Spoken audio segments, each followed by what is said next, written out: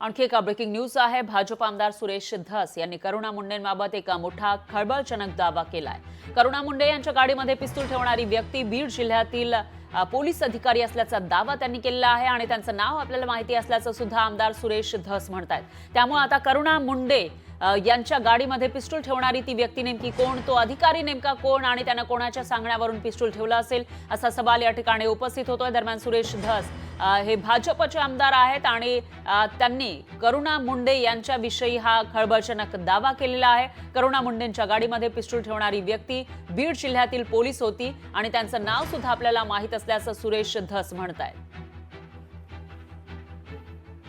करुणा मुंडेंच्या गाडीमध्ये पिस्तूल ठेवणारी व्यक्ती सुद्धा साडी नेसून दुसरी तिसरी कोणी नव्हती, बीड जिल्ह्यातल्या पोलीस दलातील एक व्यक्ती होती।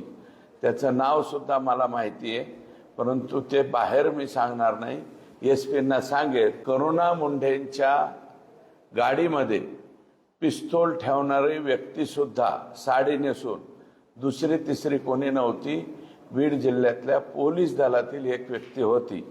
त्याचं नाव सुद्धा मला माहिती आहे, परंतु ते बाहेर मी सांगणार नाही, एसपींना सांगेल।